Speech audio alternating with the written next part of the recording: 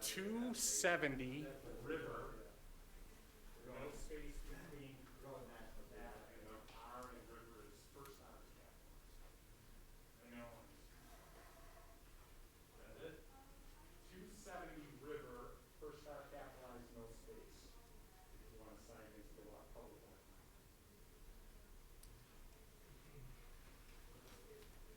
That's coming in here in a minute, so we'll get there. Also, what we have, so. So that is what we're, okay, right. So when we go through stuff, everything will be there. We'll just go. When there is public comment, just if you want to see that, I'll give you a description of how the system works. Yeah. Please turn on anytime. Or Anlo. It'll all Hey, work. Brian Woodman. Good to see you.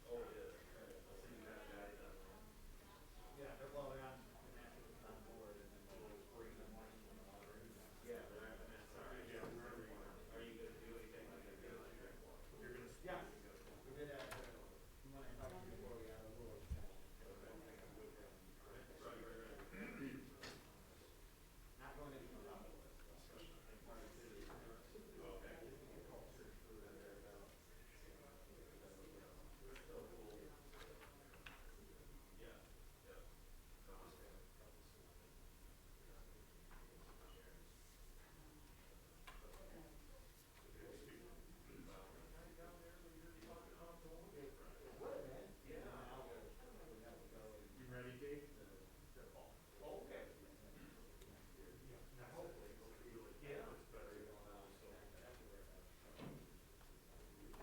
And I'll get us started, Brian, once you give me the thumbs up that you're ready to go. Understood. Scott, I'm sure, will be on his way, so I think we can just get ready. Do we just roll probably? Yeah, just roll. Okay. You guys tracking good? Yeah. All right. Except for waiting on Scott, but Keith, you're gonna kick it off? Yeah. So welcome everybody, both to our SDT members and the public that's here, and potentially the public that's viewing either live or recorded. So welcome to City Council Chambers here at the City of Holland. Just a few things, as meetings have been and probably will continue to look a little bit different here in COVID times. So just a few COVID protocols, particularly for our SDT members. One, we also ask the same for anyone that's in attendance. So if there are public comments at some point at the beginning of the meeting when you come up to the podium, we'll cover the kind of that 3-minute process when you come up, but also for the public, we do ask that you wear your masks at all times. The other thing for our SDT members is because we are broadcasting this live, but also are recording it, the microphones that are in front of you, if you do have a question or comment or anything that you're going to say, we just ask, there's the simple push button there. If your green light is lighted, that means you're hot and people can hear you if you're leaning in. If it's not lighted, then no one's going to be able to hear what you say. So if you can just follow that, that would be fantastic. Yeah, and it's a push and release. You don't have to hold it, but then it's a push the second time to get rid of the light. Yeah. So unless there's any other questions, because last time we did not complete the election of officers process, kind of in absence of anyone else, I'll welcome everybody as I just did, and then suggest that the first item on your agenda is the election of officers.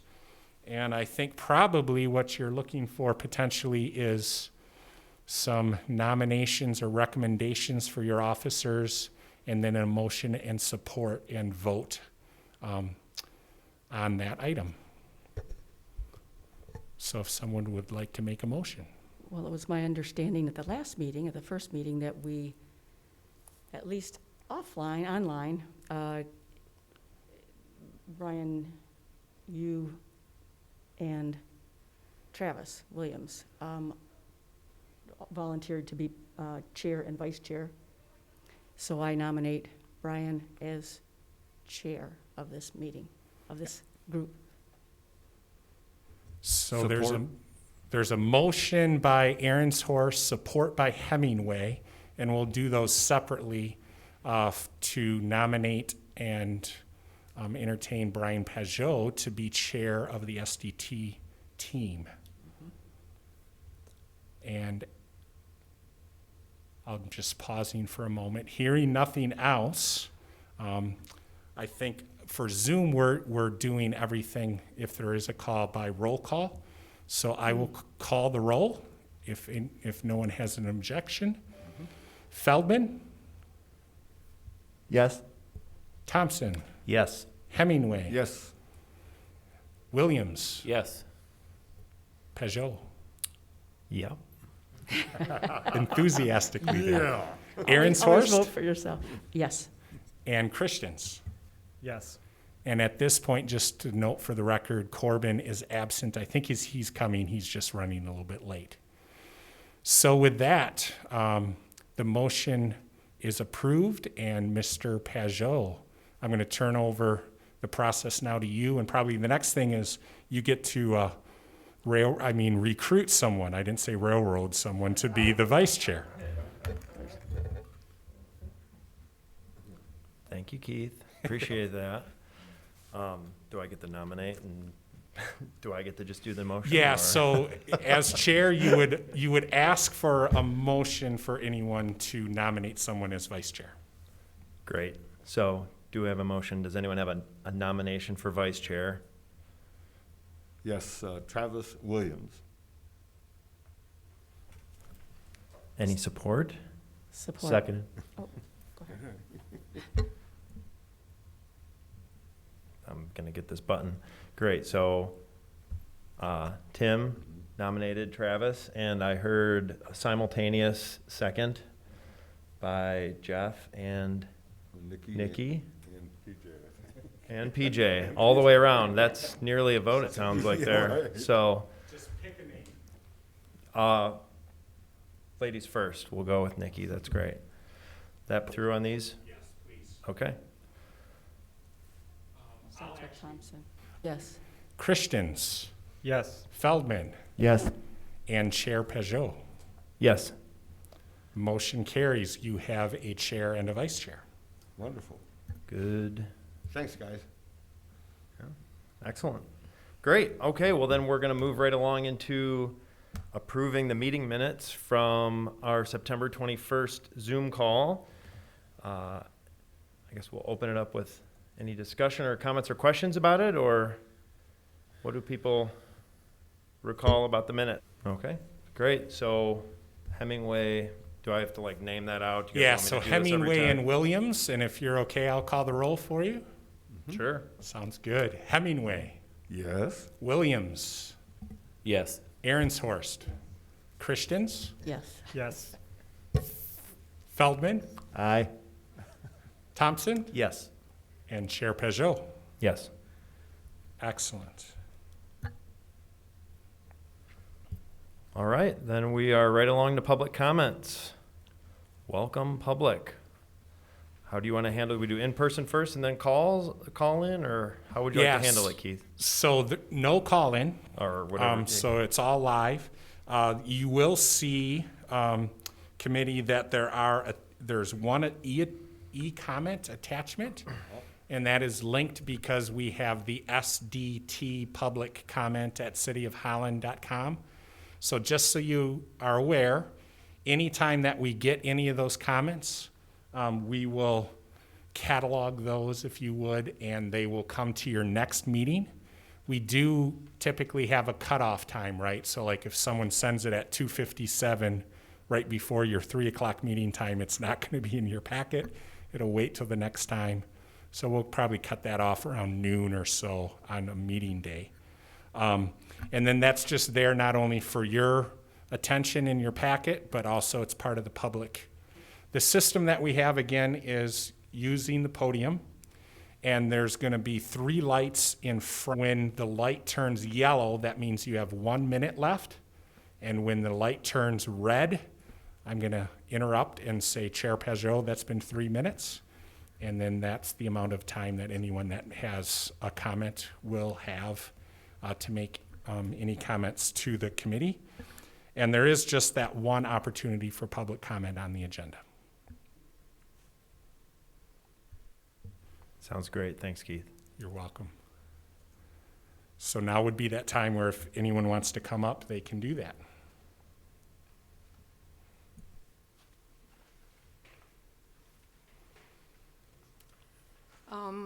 Laura Judge. Oh, I think it's on. it's green. Oh, is it? Okay. Does that mean it's, Yep, you're good. okay. Name and address, please, Laura. Okay, Laura Judge, address 6510 Oakwood Lane, Holland, 49423. First, just extreme gratitude for the precious time that all of you are devoting to this process in your busy lives. It's just, I know it's a lot to ask of anybody and really appreciate what you're doing.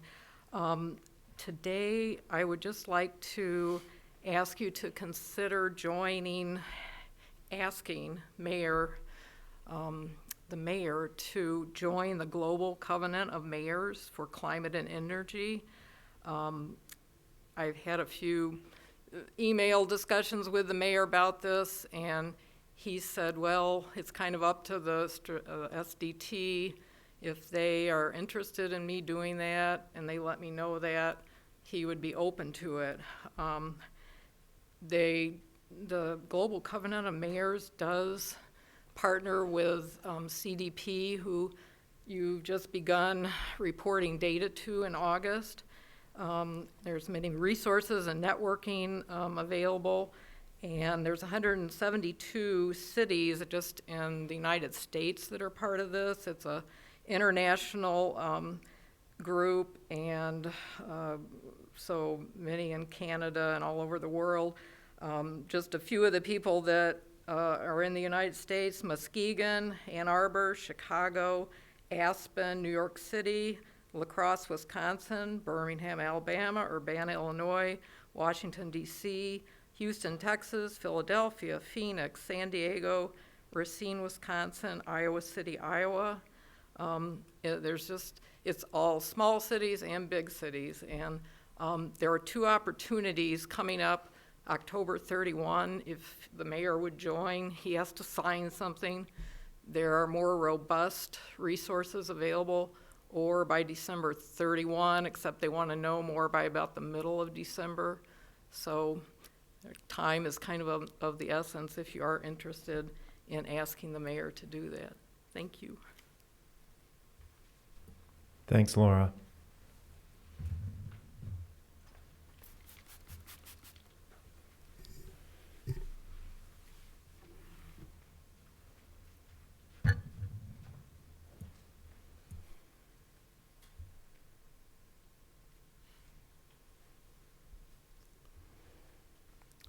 And then if there's no one else, then I think you can proceed with your next item, Brian. Okay. Great. We, via email, had a little bit about our own personal backgrounds as it relates to energy and our personal interests in the conversation and this committee. And so I think before we even got into the next official item on the agenda, I think this would be a good time to maybe just spend a few minutes and do that. It's a wild construct being up on this thing and being like, hey, I'm interested in getting to know you 6 people in front of all these other people. But this is where we are right now. And a mask on, too. Cool. So anyways, so I'm seeing head nods.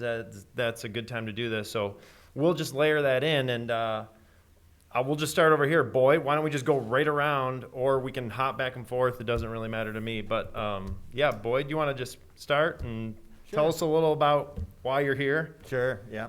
Happy to start. Hopefully you can hear me through the mask okay. I'm getting used to that as well. I've always been interested in the concept of sustainability. Most of my career was spent on the finance front with concepts of sustainability around liquidity management, risk management, things like that in the banking world. So I spent about 17 years with General Electric, and particularly GE Capital towards the end of my career, managing global liquidity risks through the last downturn that we had, the liquidity crisis. So the concept for me has always been one of interest, and it's such a broad term. There's so many ways to apply sustainability, to be certain. And there are always financial implications linked with sustainability, among lots of other things. So when I got the call from the mayor on this topic, I thought it was a fascinating topic to enter into, to get a little bit deeper into the energy sustainability concepts. On a personal real estate investment front, I have had some experiences. I've done real estate properties that had to be LEED certified. Recently, in the last 6 months, I have a 10,000 square foot office building where we installed 380 solar panels. So I've understood, that side of it a little bit in small scale, I would say. So to look at it from a macro point of view and also keep my, investor hat on, is interesting to me. I'm also the chairman of the DDA for Holland. So I think there's interesting transferable things that may need to come into play there as well. Recently, as an example, just looking at the new UDO zoning ordinances that are being proposed now over the next 6 months. DDA did and is forming a comment paper on UDO, working with the Planning Commission. And we did note, there may be some room around linkages to the energy plan and long term. Our last UDO, I think our last zoning ordinances were in effect for 70 years. So in the context of a 40, 50-year plan, very interesting, too, to catch the cycle with Planning Commission at the same time. So I'm looking for things like that overall, to make those kind of transferable and learn. There's a lot to learn, so I'm excited for it. What's UDO stand for? Unified ordinances, the D. Unified Development Ordinance. Ordinances, yeah. And basically, Boyd, if I could, since you gave me it's basically taking a lot of different ordinances, most importantly being the zoning ordinance, but there's others, and putting them all together in one document to both communicate them better, but also to think about how we do things in a more coordinated fashion. So Brian, there's an aspect in there around green infrastructure requirements under zoning, and it'd be kind of a new addition. And there's a lot of review and things that have to happen, but there's clearly some opportunity to signal to developers what our community's long-term energy ambitions are as we think about, We all ask questions about and talk about, is building code still ultimately the state still is the adopter of the building code, so there are some limits that we have as a local ordinance, as a local entity as it relates to the building codes. Cool. Thanks, Boyd. Any questions for Boyd? Boyd, are you familiar with BlackRock's annual letter and Larry Fink and what they push out there each year, especially this last one in January as it relates to sustainability? I definitely know the organizations. No, not familiar with what they're pushing. So it's a good read, but basically I'll paraphrase, but they basically said they're going to divest from every company over time that isn't serious about sustainability and doing these reporting, because they think it's tied directly to financial viability long term. So, but Larry Fink is the CEO of BlackRock, and he does an annual letter in January, and it's public. You can go online and check it out. But I mean, this is the largest asset manager in the world, saying this is important. So, anyways, I didn't know if your financial background you had bumped into that, but that's a good read. We'll mix up let's go over to Jeff, and then we'll go back to you, PJ, just for mixing it up. Sure, just to pick on me. Correct. Yeah, so my name's Jeff Christians. I teach engineering at Hope College. My background in engineering is kind of in a mix between chemistry and engineering, and that's kind of where my education and kind of have stayed. So I teach courses in just kind of general engineering and kind of thermal fluids, if there are any other engineers around or listening. I've kind of spent my career looking at, I guess, kind of how do you actually make solar cells? So I haven't done like the big scale panels and stuff, but made thousands of little tiny itty bitty solar panels and tried to see how we can make them more efficient. And a lot of what I've done in my research has been how can you make them both cheaper, and how can you kind of think of wild off the wall applications that we kind of can't do with current technologies, and how would you make solar cells for that? For example, like dynamic solar cells that can change color, or solar cells for windows, or flexible technology. So really looking at, what does the next generation of solar cell look like, both in terms of how do we make it higher performance, how do we make it lower cost with different manufacturing techniques. So that's kind of been where my research focus has been throughout my career. But kind of in that, I've spent 10 years, 12 years now in the solar and renewable energy space, and kind of, what are some of the challenges with solar and solar costs. And so been a little bit tied to solar energy, specifically in terms of like sustainability and renewables.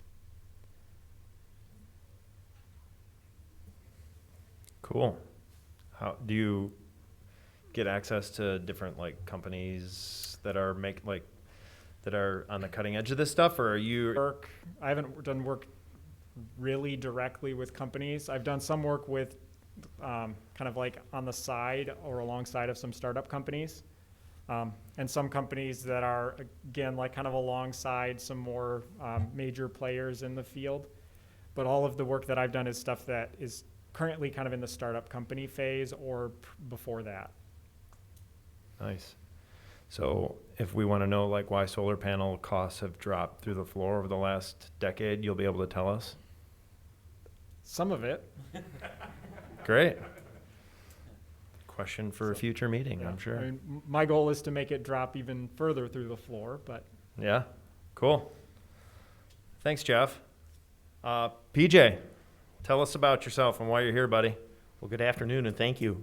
My name is PJ Thompson, and I'm on the strategic development team by virtue of being a member, or actually being a director of the Holland Board of Public Works. I'm in the first year of a 5-year term. Very grateful to be here. I'm a longtime Holland resident, also president and owner of Transmatic Manufacturing here in Holland. So I believe I could represent the industrial base of Holland. Being on this committee right off the bat, I've been made privy to the substantial amount of work that's been done over the past 10 years. Some fantastic documentation, efforts of a lot of good strategic planning on the front end. And I found it very interesting to go back 10 years ago and look at the baseline, the Garforth report, several of the assumptions that were made at that point in time, a few of which have carried on to today, but I think we could all agree that today some of those assumptions have changed dramatically. I'm very excited about the challenge of this group, reestablishing the baseline, coming up with some updated assumptions based on what's happened in the past 10 years. It's very clear to me that the urgency here and the commitment exists. Also, in early discussions, understood that some of the goals and objectives that we have put in place are going to be challenging, but those goals need to be hit, and actions need to be taken to make progress on those goals. And again, speaking uniquely as a member of your industrial community, recognize that industry is probably where one of the biggest opportunities exists for progress in this area. And I just finish up by saying, again, I'm very grateful to be part of this strategic development team. Part of this documentation cites efforts done by like-kind communities around the world. I think it's going to be very exciting to retap some of the work that other communities are doing and find out how really we can develop good questions of this existing work and work together to make good suggestions for the future plan of this. So again, thanks a ton. Thanks, PJ. Any comments or questions for PJ? Or I like his enthusiasm. a lot of learning about energy for you right now, buddy. Yeah. Scott, your turn. Tell us why you're here and what your hoped for outcomes are of this. I got dragged into it. No, really. I'm Scott Corbin. I'm with City Council, Ward 5, and so I was chosen by my colleagues and specifically by the mayor to represent City Council as well as my colleague next to me to talk about this subject and to come up with some really wonderful ideas that we can move forward with. Not only do I represent the City Council, but I also am the Emergency Management Director for Allegan County. And just in that context, we plan for all hazards, and all hazards includes the influence of climate change, and we know that that is happening and how it impacts us on disasters. And one project we're currently working on is a mitigation project for carbon reduction for the county of Allegan and how that might look. We don't know where it's going to go, but it's one that's been introduced and proposed. With the city, I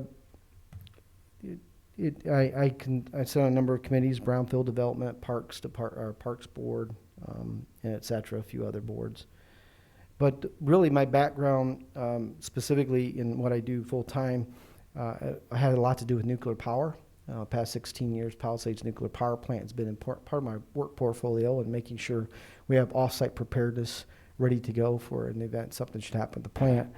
But that interest also had me, while I was in my master's program, write a thesis on small modular nuclear reactors or Gen 4 type of nuclear power going into the future and what that looks like for our nation.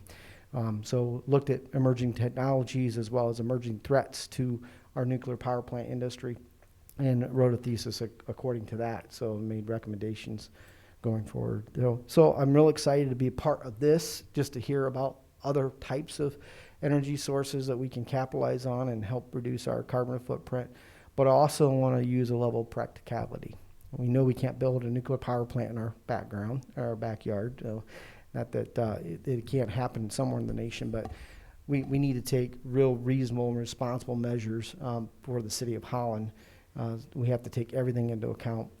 While carbon footprint reduction is important, we also have to worry about our economic base and our industry that is here, because people do work and need those jobs. And so it's a delicate balance going forward. So, but I think each and every one of you here representing the city of Holland, sitting on this board, thank you very much for taking the time to be here.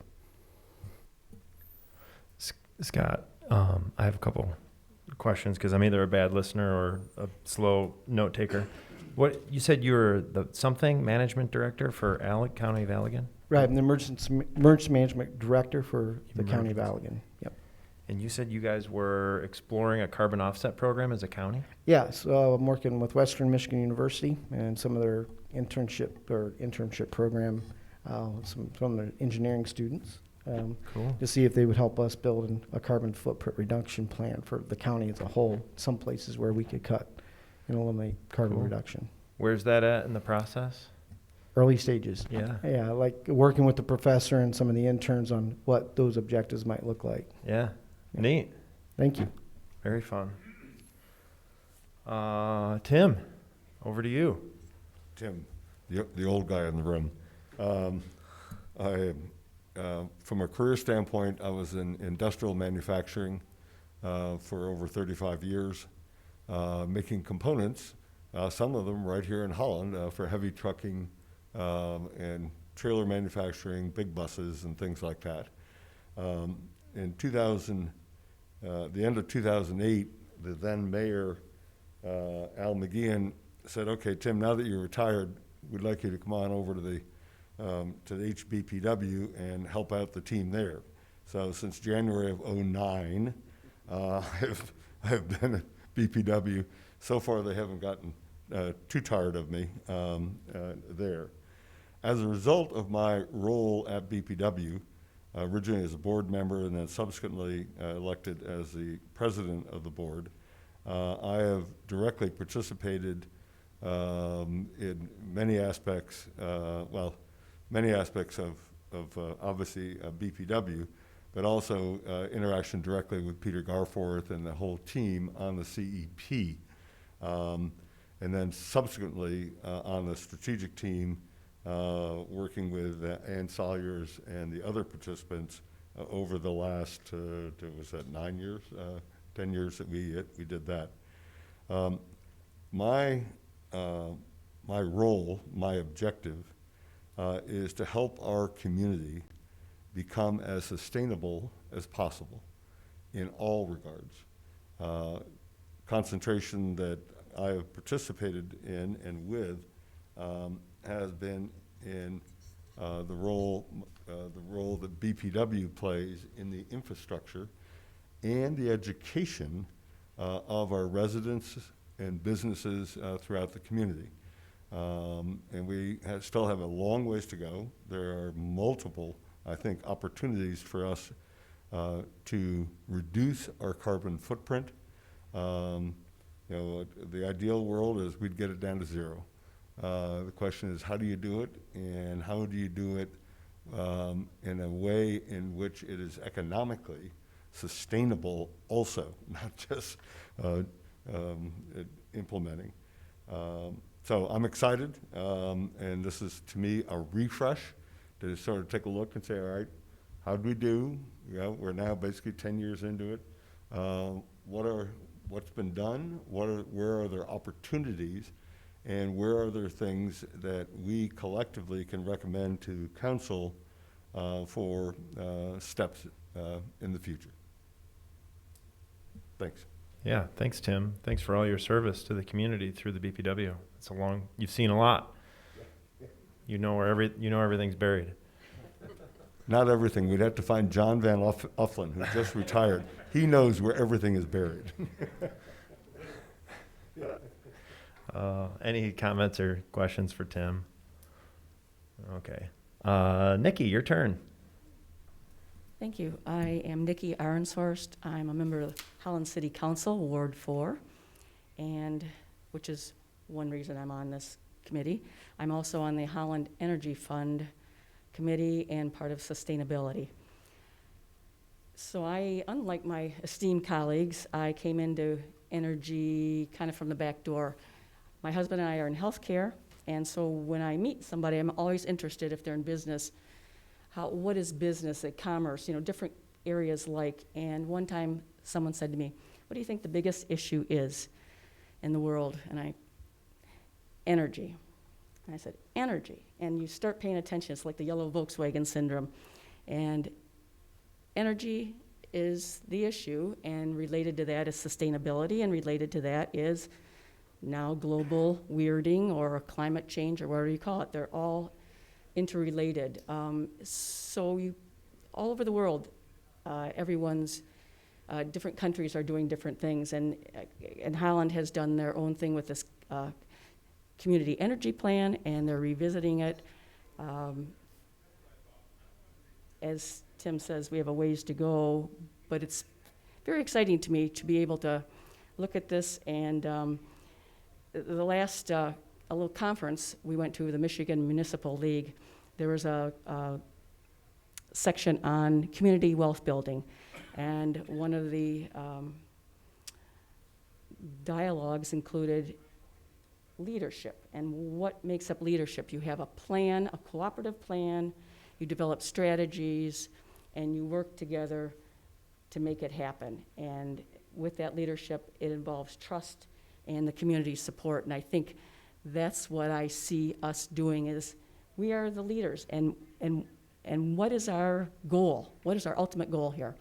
Is it to reduce carbon footprint? Is it to kind of make it work, tweak this plan? I mean, I'm really looking forward to having these discussions because we need the overall, mushy ideas at first, and then what can be done, and then concretize it. There's a word to make it be able to happen. So thank you for putting on all your time too. Thanks, Nikki. Any comments or questions for Nikki? That's great. Thanks for you and Scott for serving on council. And do you guys want me to reference you as councilman, councilwoman? Absolutely. Okay. Should there be another? Majesty, your majesty. Your Majesty. That works. Your majesty, is that good? Okay. Oh, I have to be careful and remember I'm on TV. Okay. All right, Trav, you're up. Vice chair. By the way, I am only going to be able to make 1 in 10 of these meetings, so thanks a bunch. I think this is where I get to resign from my. So Travis Williams, I'm the CEO of the ODC Network. I've been there for a little over 20 years. So we own and operate the Outdoor Discovery Center, Mactaw Greenway, Kalamazoo River Greenway, Project Clarity, Little Hawk Discovery Preschool, and lots of other things. So we have a conservation services business as well. So I've spent most of my career, I have a biology degree, master's in business, and also a master's in education. So I kind of come at things from a lot of different angles. And we'd honestly spent most of my time working on the conservation side. So a major landowner in the area, owning several hundred acres in Allegan and Ottawa counties, and really mostly focused on preserving and protecting land and protecting natural resources for our community, connecting people to it. And then probably the biggest thing we do is education work. So I've spent, most of my time working on how to educate the public and connect people to the outdoors and natural resources and so forth. And only in recent months have we started to dabble a little bit more in sustainability. And we actually hired somebody that is we call him our Nature Rich Manager, director of our sustainability operations at the ODC Network. And we started doing stuff for the city, and I've gotten more involved in that over the last few years. We also have done a lot of construction, so we have a little bit of experience with building LEED and doing energy efficient buildings and so forth. In my only real energy experience, I have to be honest, so I probably light on that end of it, but we have utilized both wind and solar at the ODC. And in fact, have kind of doubled down on solar. We produce about 25% of our electric across our facilities through solar now. And that's something that we've kind of gone away from the wind, from what we were able to put in, and have gone more into solar, and that's been a really good thing. So I do have a little bit of experience with that, have a really great organization out of Kalamazoo, Helios Solar, that's helped us kind of create a system that allows us to capitalize on the solar opportunity and economically make it viable for the center. And so that's something that I'm a big proponent of. So that's who I am. That's what we're doing, and look forward to being on this group. And I just feel like I'm at a point in my career where I need to try to give back more, and that's really what brought me to this role when the mayor called and asked. So. Thanks, Travis. Any comments or questions for Travis? That's great. What an awesome group and spectrum of expertise we have. So I'm Brian Pajot. What do you want to know first? I'm the president of a company called Foresight Management. We do energy consulting and energy efficiency work for non-residential organizations. So predominantly manufacturers, industrial, commercial companies, a number of companies in town here are clients of ours. And then we also do not on a utility scale, but and not on a residential scale, but the in-between, the business side, we spend a lot of time on this stuff. I also am on a statewide trade association board called the Michigan Energy Innovation Business Council. It's a trade association that represents the advanced energy economy here in Michigan. I've been on that for like 7 years and have learned a ton through that experience, and hopefully some of that I'll be able to at least share with you all along the way here. Yeah, I'm also the board president at Community Action House here in town as well, if you're familiar with Community Action House. So the stuff that I'm passionate about is this whole conversation is really exciting to me, and the timing is really exciting because I think that this is sustainability is absolutely an economic development conversation, and the idea around sustainability, if you've heard the phrase the triple bottom line, people, planet, profit, I think the word sustainability gets a little bit of a bad rap because I think people only tend to focus on the people and planet part, and they forget the profit part is part of the triple bottom line.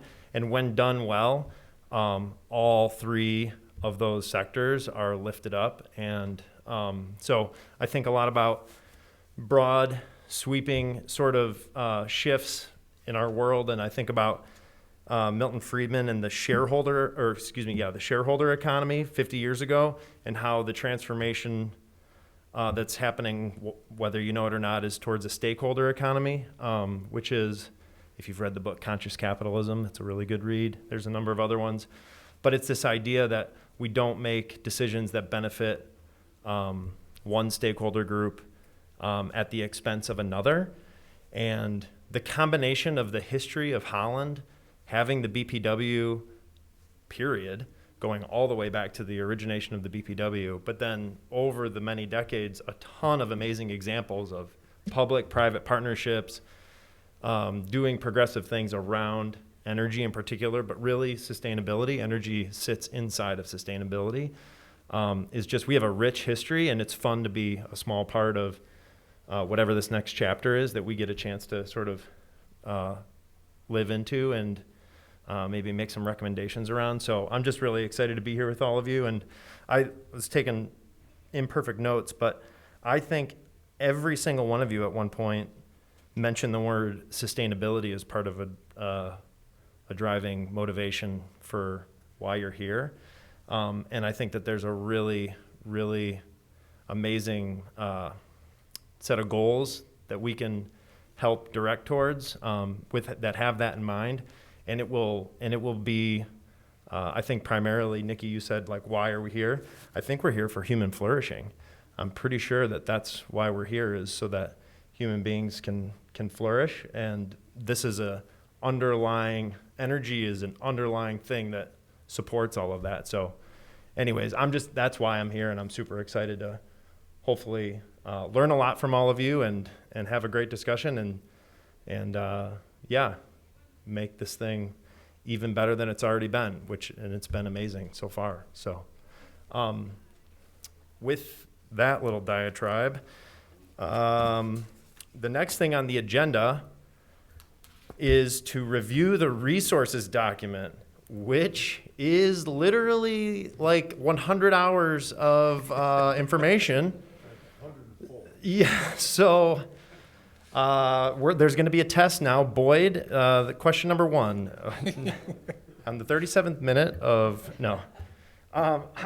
So I guess, did people, well, I didn't read all that stuff. It's pretty intense. What stood out to people? What would people like to maybe highlight that we can circle back to in a future meeting related to all of the prep docs that we were given, or maybe big questions that people had?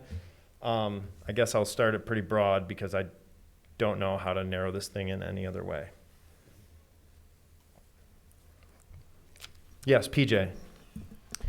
Brian, I think when you take a look at this body of work here, a method kind of comes out.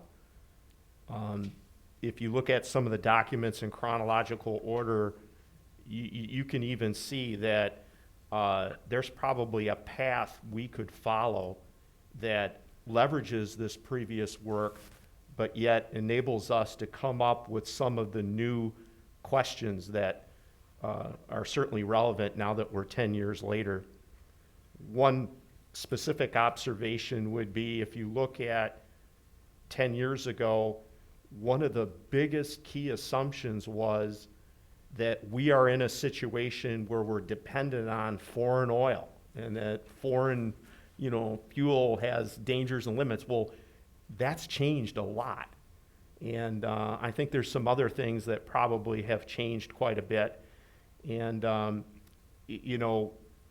at the appropriate time, I would propose that our team structure a work plan that has some pretty succinct steps in it that lead to ultimately a deliverable that we've been charged to deliver to the city council.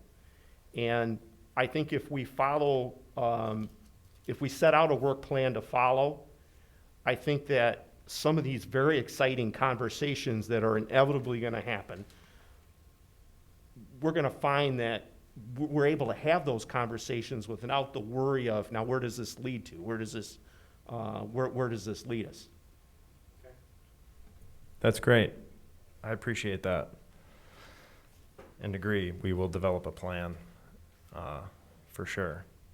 Other comments or questions from yes, Jeff, thank you. Yes, yeah, I have one kind of, I guess, along the same vein. One of the things that really struck me looking back through this, one was it gave me encouragement how much we have to build on. Kind of coming into this 10 years in, maybe Tim can speak a little bit more to having been through this kind of every step of the way. Somebody like me who's just coming in now, I think I didn't have a chance, as I would guess most of you, I didn't have a chance to go through everything, but I went through some of this, and there's a lot of stuff for us to build on, and I think that's really encouraging. One of the I guess, interesting things, though, is how much, again, as PJ kind of said, how much things have changed and some of the baseline assumptions, and that maybe, I guess, to me, it makes our job a little bit more challenging, because we're trying to plan for 30 years in the future, and you can see how hard it was to plan for 10. So I think that's something that we always have to consider, like what the current climate is right now. I guess I don't mean that by atmospheric climate, but what the current energy landscape is, or what the current sustainability landscape is, that will lead us, when kind of our assumptions are going to be off.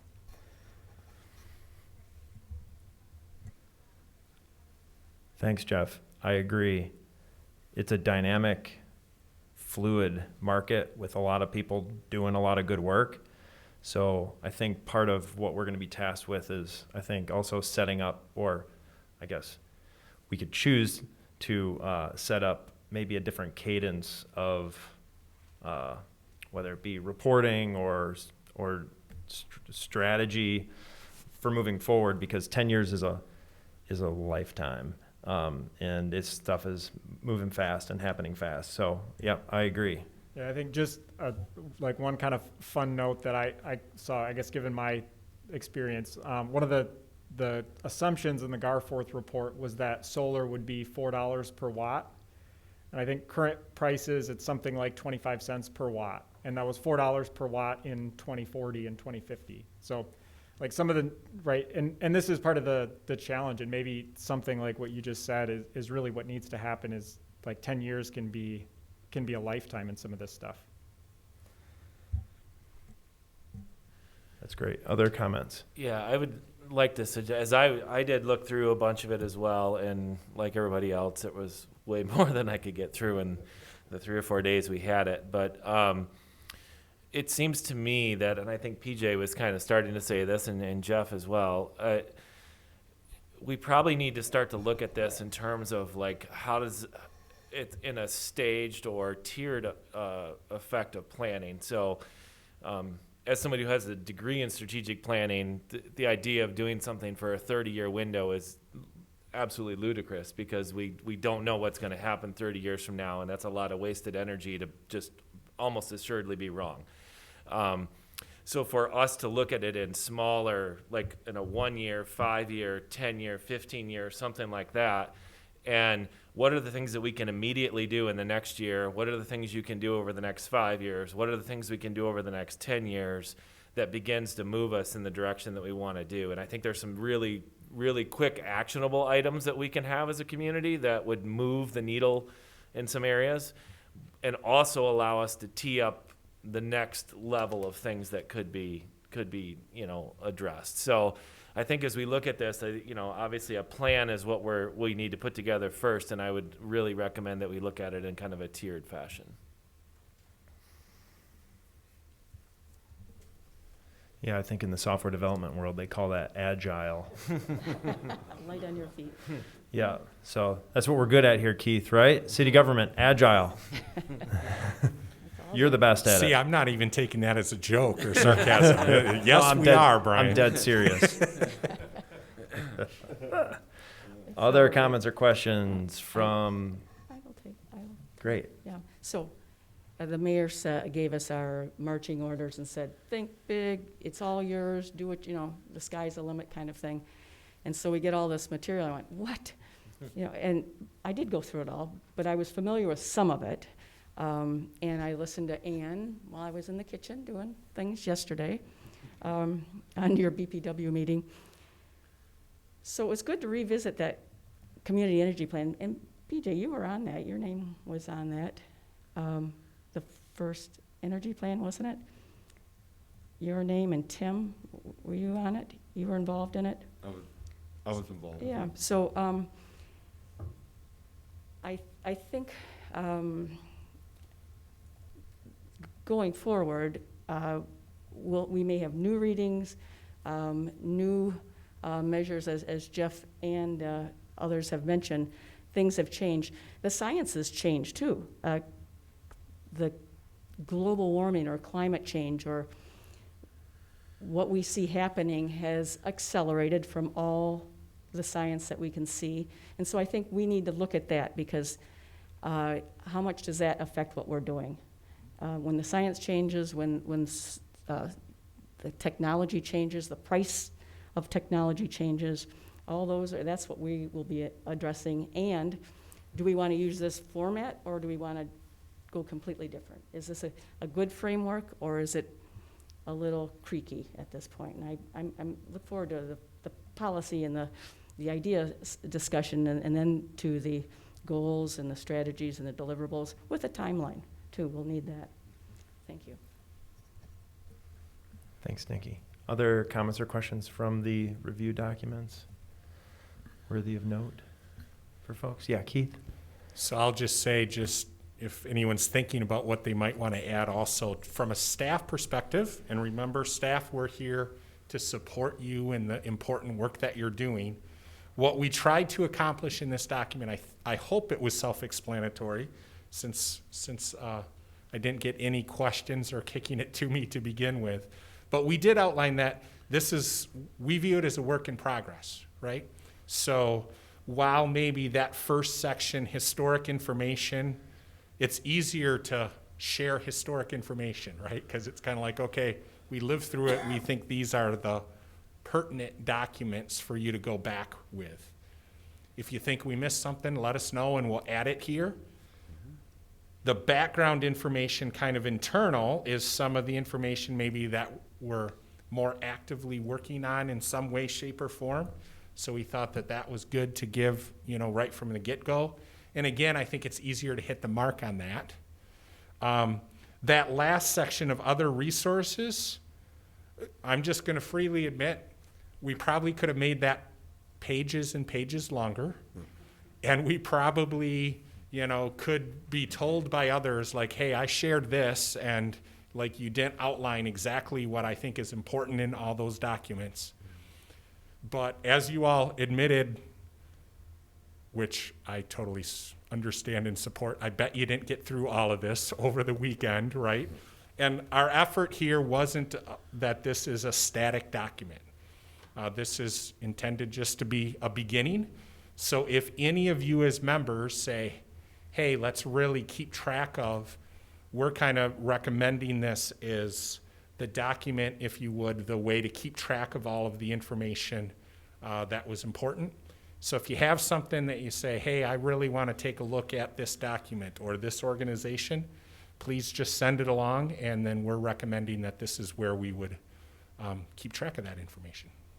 Yeah, and just to kind of zero in on that, it's fresh enough where there's actually 4 new documents on it in the last couple hours, actually. So we're going to touch. Nikki already read them. Yeah, so good. Thank you, Nikki. So, no, that's something we're going to touch on today, but then if you want to dig deeper into that, the resources there and available, so. Thanks, Dave and Keith. Yeah, hopefully I'll own my side comments on how much material there is not come off as a criticism. It's a wealth of information, all good. But I do appreciate the explicit comment on that it's a living document. I think that's important. And we're a friendly group, so you can even criticize me, and I'll take it with a smile. I'll do it on TV. I'll do it right on TV. This will be recorded for perpetuity. I concur. You can criticize Keith all you want.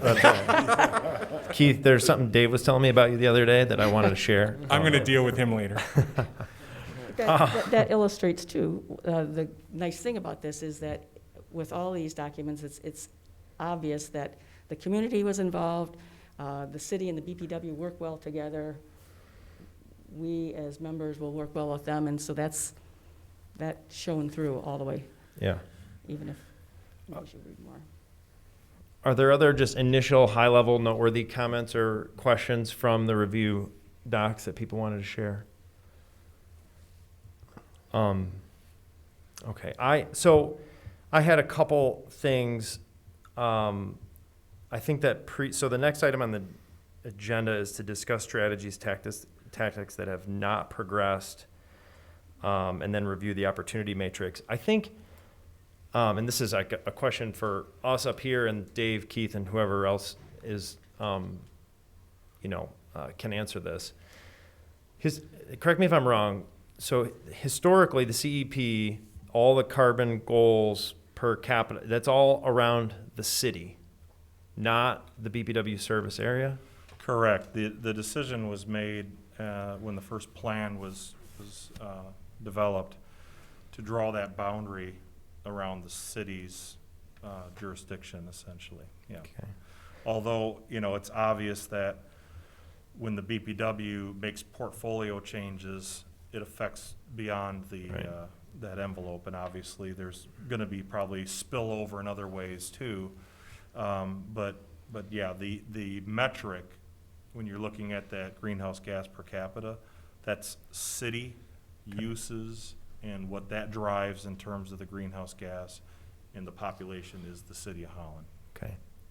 So 8 or however many years ago it was, and you can recall, but I was the chair of the Commercial Institutional Task Force for Energy Efficiency as part of the CEP, and I think one of the things that was I always felt bad for the staff because it's a weird sort of construct of like it's a city plan, city metric goals, but then the programs that are developed are effectively attempted to roll out across the whole service area, and it's just like tracking like what you're doing and then tracking it with the slice of the city out for this thing. It seemed like extra work, or maybe not the most efficient thing. I don't know what went into, I don't know. Does it make sense to talk about the goals being, is it simpler for the BPW folks and the city folks to have the goals just be around the service area? Is that even on the table at all? I'm just trying to think high level, like goal setting. Well, I think you bring up a couple of interesting observations. One is in terms of program development and confusion or difficulty in rolling something out on a segmented area. We have different, especially as it relates to electric, our franchises to serve in the townships require a uniform rate policy, okay? So we have to charge everybody the same, and we do. From an electric program perspective, Ann's energy waste reduction team, managing that. Electric vehicle incentives, for example, they're rolled out beyond our boundaries of the city of Holland because of that whole aspect of everything that's coming in is coming into a utility that has an obligation for uniform rates. And so we roll those programs and availability out to everybody. The other piece is probably more when we get to the opportunity matrix and we start talking about boundaries as it relates to differential approaches on, and I know code will talk about being kind of a state level issue, but things that are mandates generally, when you think about mandates, you think about the difficulty of implementing mandates when there are geographic boundaries and the fact that that might just make somebody say, well, then I'll go over here, to do that. So I think there just generally is an interest in probably an important point of discussion is, does it benefit us to have a wider geographic scope, on this thing because of the ability to do a lot of things with it, and not just on the rate side. But I'm just not trying to propose a direction, but I think you bring up, some interesting points in that. Yeah, I mean, can I just, what would you prefer to do? Can I just ask that? I don't think we're tied in terms of a preference on it at all. I think just know that as we develop things from a electric program perspective, a program for electric customers, our intent probably would be to continue to develop things that are uniformly available throughout our service territory, even if they are programs that support the specific advancement within the City of Holland's Community Energy Plan. So it's, Boyd, go ahead. Dave, in that vein, do you need to get buy-in from the townships to proceed on certain things, or is it? So, I mean, the city is the owner of the utility, but the BPW's mission, is to provide the reliable, cost-effective, sustainable power to the entirety of our service territory. So the BPW, I think, and ultimately the city receives input from all of our customers. And I think to the extent that decisions are made as it relates to pushing the portfolio one way or another, and it has different implications from a cost standpoint, I think that's feedback that the board and the city, should consider. That doesn't mean that it changes or we have to have some sort of approval over here. Our relationship is not to multiple jurisdictional owners. It's to one owner, that's the City of Holland. But everybody knows that we're serving those constituents in all those areas, and that feedback is important. Yeah, so I think that's a good point to discuss, because we may want to go in that direction. I think it's worthwhile to consider expanding. It's not just the Holland City, but the service area. Yes, Keith? I echo everything that people have said, and the way that I sometimes think of it, Brian, is a direct answer to your question is to say, it depends. And it depends in the sense of I quite often think of, as I've looked at the strategies and the tactics that we've had up until this point, and when I study and look at what other communities have done as far as strategies and tactics, there's a different owner of the strategy and tactic. And it depends on who the owner of that strategy and tactic is, would be how we probably would answer that question. So if the BPW is the owner of a strategy or a tactic, either with an energy waste reduction program or what the portfolio is, then I think you'd probably have an answer there. But a lot of other things that we've either had or I suspect that you might discuss as strategies and tactics, the BPW isn't clearly the owner of that strategy and tactic, perhaps. And the city may or may not be an owner of that strategy or tactic. So I think that's where it gets interesting, because the boundary question might change depending on what we're talking about. Yeah, and if I can maybe add just a little bit of history here, that I think is instructive on that point, is Holland Energy Fund, was created as an enabling mechanism to advance a portion of the strategies within the CEP. And that didn't just happen without some additional legislative action. So we had to actually enable the ability to create an energy program within the city that also then was enabled to be supported by on-bill financing of the repayment. So the primary purpose of creating Holland Energy Fund was to enable the home energy retrofit and the on-bill financing program. It is also able to be set up for other energy programs, but in doing so, the legislation that is there really requires that a public purpose is essentially established by the jurisdictional entity. So again, that is limited to City Holland. City Holland made that finding as it relates to the home energy retrofit program. If it were to be expanded, the law would require that the other jurisdictions make similar findings and are able to set up their own programs. So back to it depends. Sometimes these things are managed somewhat within a legislative construct or a regulatory construct too. I'm going to attempt to translate that, and you tell me if I have it wrong. So, as an example, the residential retrofit program is partially enabled by the Holland Energy Fund, which is a City of Holland thing.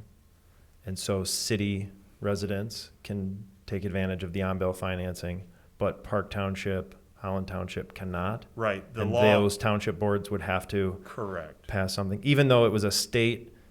You guys went to Lansing to get Yes. state legislation Yeah. rewritten. So the state enabled all of the jurisdictions where municipal entities are serving electricity, enabled all of them to move forward on implementing those or developing those kind of programs.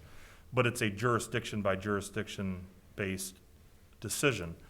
The City of Holland can't establish a program for Park Township. Park Township would have to establish that program. Did I don't have any idea of this. Did any of the townships say, "Hey, that's a cool program. We want to do that too," and do the on-bill financing for residential? I think we've received interest in it, but I'm not sure we've received enough interest or that they want to do it on their own. It's more a matter of, can we join your program? So, and I think the mechanics of the program, once they have established it, those things you can flex your geographic boundary somewhat if it's the desire of both entities to do that.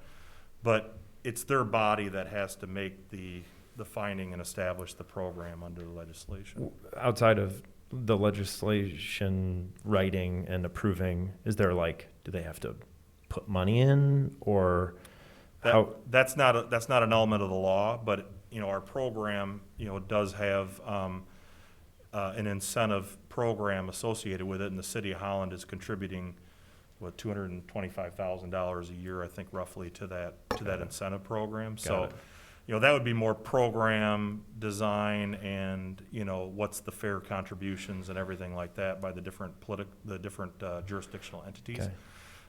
But as far as the legislation is concerned, they just can't have a program that their residents can participate in unless they create it. Yeah. Yeah. Got it. It strikes me like these goals and everything should be across. I understand the nuances, but it seems to me like it should be across the whole service area. Again, I just go back to economic development and being an attractive place to live. If you're in Park Township and you can offer people on-bill financing to make your home more energy efficient through the local municipal utility, wouldn't that be? I mean, it just strikes me as an attraction thing. Move to town, Lakeshore Advantage services the whole up and down the lake. They're not I don't know. I guess I'd have to be given some concrete examples of why it's a bad idea to make the goals related to the whole service territory.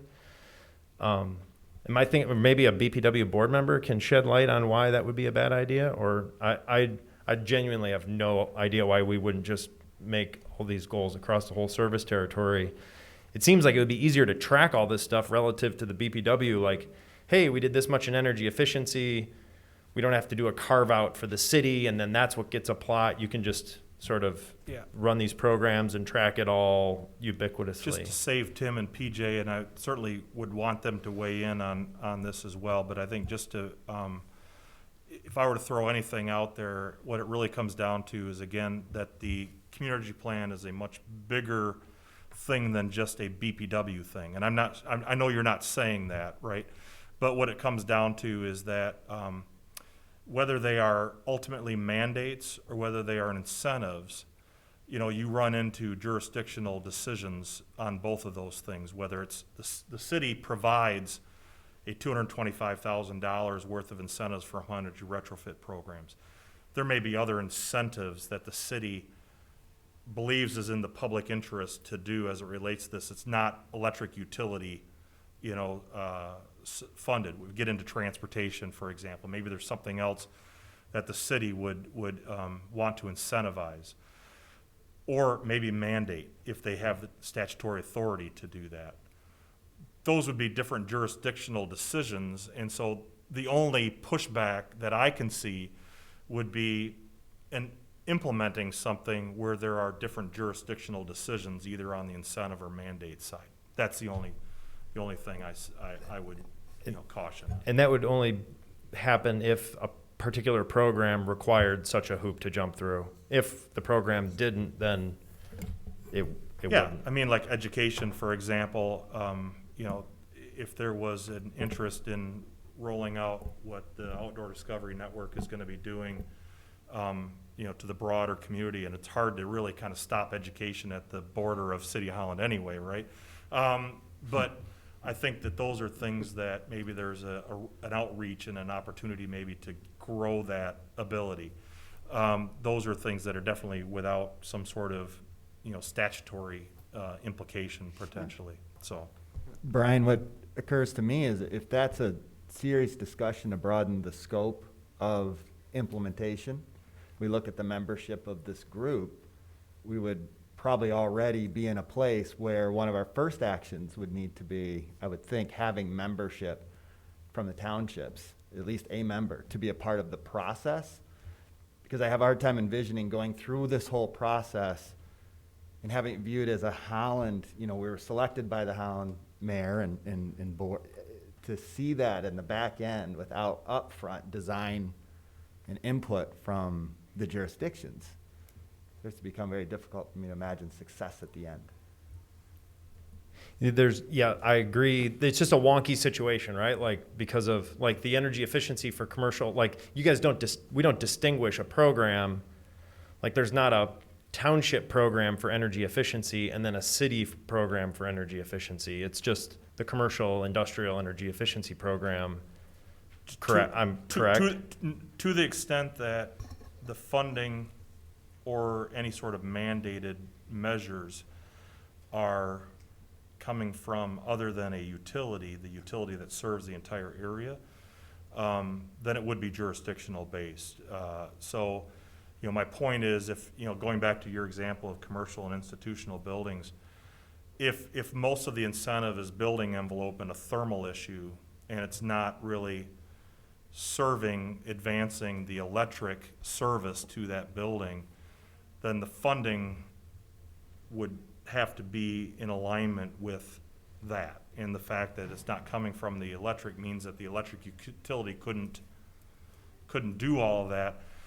Then you'd have to say, okay, well then how can we create a regional sort of program, you know, that moves that forward beyond what we do right now with our energy waste reduction program, which is funded from electric rates. People are paying into it to get incentives to advance their electric efficiency, not the entire building envelope efficiency. So it really comes down to those type of issues. Well, and Boyd, to your point, I think this is where our community conversations come in. So we don't have any goals yet or strategies, and I think eventually we do outreach to the townships, one or all of us, or have them come in here, just like Jeff is at Hope, but he's not going to make the decision for Hope. We have industrial representatives here. There are more businesses, and so we'll eventually contact them, and when we have something, a goal, a strategy, I think that's when we can include them in the conversation. But I like the idea of, for all kinds of reasons, gathering everybody under a bigger tent than what has been in the past. That's well said. Thanks, Nikki. Yeah, Tim. Okay, I've been at it or participating in this for a better part of a decade. First of all, I just want to remind everybody, the CEP is driven by the city. It's not driven by the townships. At the same time, as Dave pointed out very well, the BPW is owned by the city. It just so happens that the service territory that we serve is greater than the geographical boundaries of the city of Holland. But we treat all people equally. All businesses, et cetera, same rates, same programs, et cetera.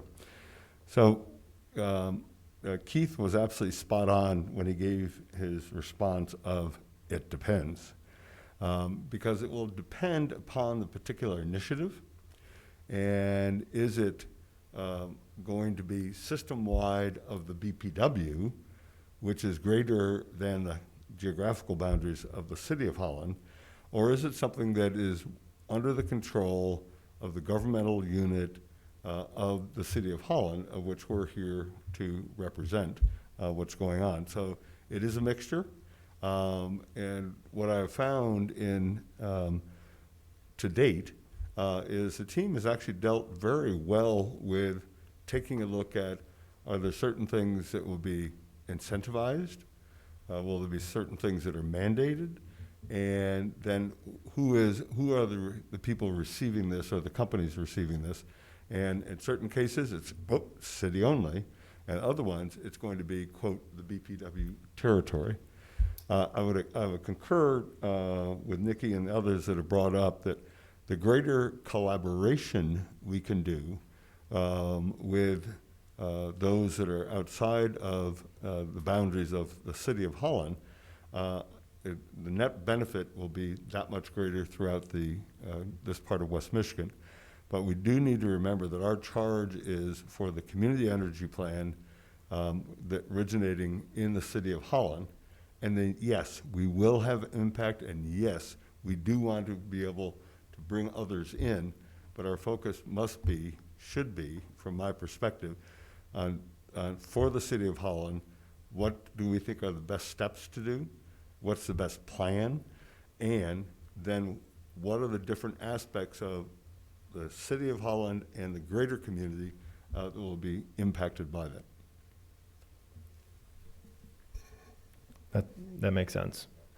It's an interesting construct, the relationship, and also the fact that the potential initiatives that get adopted would really inform the viability of how we set the goals, which sounds backwards to me, but it is. I mean, it sounds like that's the nature of the situation. So interesting, and we'll, I'm sure, be talking more about it as time moves forward. Right, and ultimately, anything that is said or prepared or written up comes to the city council. So this is all policy that we're developing, and city council, and they can vote, and they will vote on what is to happen. The other comment that I had, I might have missed it in all the documentation, but there was a nice pie chart around the 2010 baseline GHG emissions by sector. Mm-hmm. And did we see a more recent, is there a more recent version of that pie chart? 2018? Yeah, the 2018 Right. one should show Is that that on there somewhere?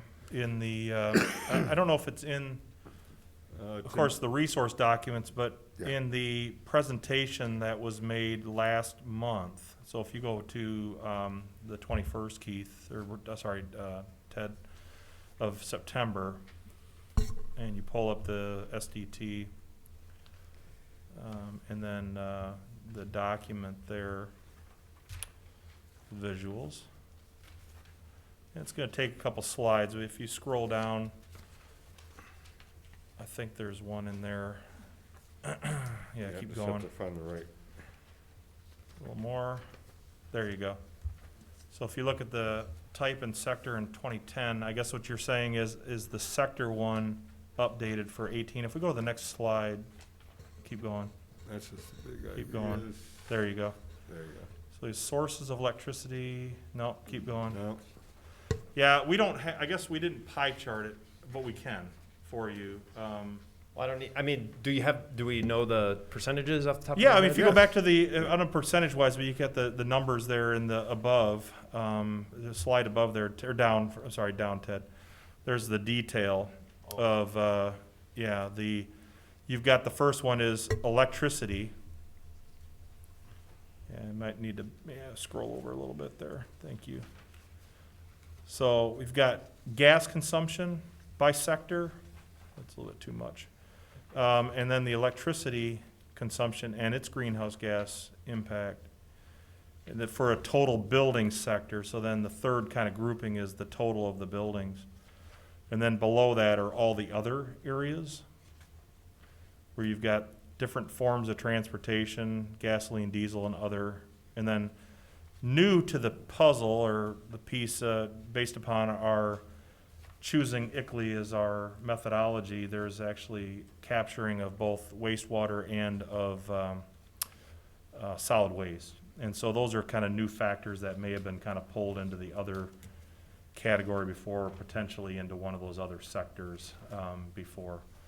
So it's a little more granular maybe with those others at this point. but Okay. Dave, you could, So like a small child for me, what's the, I'm seeing a bunch of numbers here. What's the residential percentage? Well, the percentage for residential, if you look at the total down there, underneath the third grouping, Yep. the total number of, what's the number over there on the right? Is that 3.11, Ted, over next to in the metric ton per capita? So that 3.11 would be divided by the 19. So that would be your total residential sector. And I can do the math here real quick, but it's gonna be,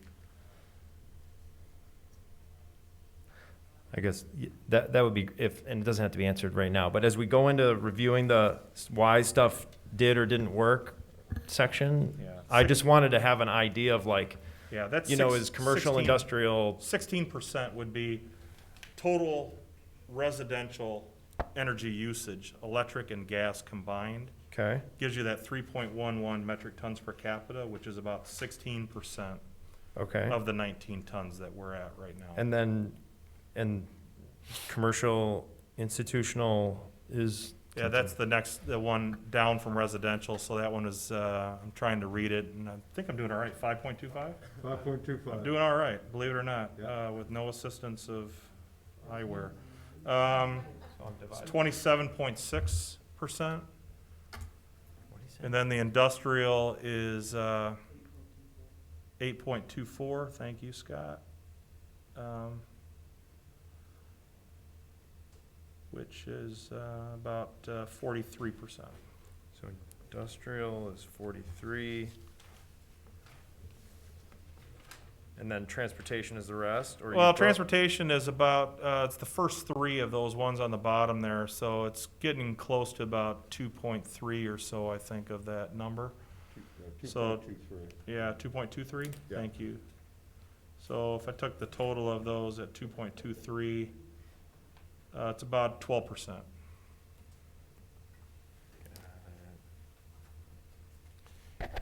And Brian, what we can do is we can just update that pie Yeah, chart for you for next sure. time. Yes, Yeah, because one does exist. One does exist. I can't find I've it. seen it in a presentation so yeah. far, but I've seen so many of these. It's all that good. I it's just, like- I saw the 2010 and No, but- I saw all this Yeah. and I was just wanted to know how much it's moved relative, because so success in this will be getting customers to adopt behavior change or behavior change happening. Mm-hmm. And so I was like, well, who are the customers and what's the percentage breakdown? So anyways, Yep. we got it. That's great. Yeah, if you look at the big takeaways from last time, you know, it's pretty clear, and I think the message has been, and PJ mentioned it as well, is that, you know, business holds, what, those numbers I gave, 43% and 27%, so Yeah, it's, 70%. 70% of the picture is within everything from commercial to industrial at this point. Yeah. And that's a recognition of the challenge as well. Not a lot of communities were on a path of going from 24 to 37, and it wasn't because we were really bad. It was because industry was expected to grow. Yeah. And, you know, so that's one of the goals of the community energy plan, is be attracted to business and the economic prosperity. The question is, how do you do it in a way that also constrains the carbon impact? So. Yeah, and my last little question here of my observations from the review documents, and again, it's centered all around goal setting. And did the historical metrics get normalized for things like production value, employees, headcount, No. anything like that? No. So I think that's an important thing that we all need to be cognizant of as we move forward in this process, is how do we want to be able to slice and dice the metrics, because you know, it's not a bad thing for jobs for more jobs to be here. And I think, you know, we're a growing, thriving community, and that's not going to slow down. And so I think what we want to know is, you know, per widget produced or per employee or per, you know, we want to see that number as it relates to, you know, human flourishing be dropping, not just an oversimplified, you know, if everything goes to zero, you know, it might be good for the environment, but I don't know it's good for people. So we just want to be able, I think, to look at that grade in a little more nuance. Yeah. So you know, there may be we can resources. layer that into the conversation over time. We can see what kind of resources might be available. Obviously, there's gross state product. There's some demographic information, econometric information that might even zero in on our West Michigan, you know, that triangle of Muskegon, Grand Rapids, Holland. And I think you know, Lakeshore potentially. Advantage folks should Right. have And that some was good my other data. thought, is that there might be Yeah. people that are part of this organization that, would have that. Yeah. So, and that's a really important part of this conversation. So, okay, that was quick, my questions. So we have, Well, and one thing, 30 Mr. minutes. Chair, just so you know, and this was a curveball for all of you. Dave did prepare a kind of a presentation around the strategies, tactics that have not progressed.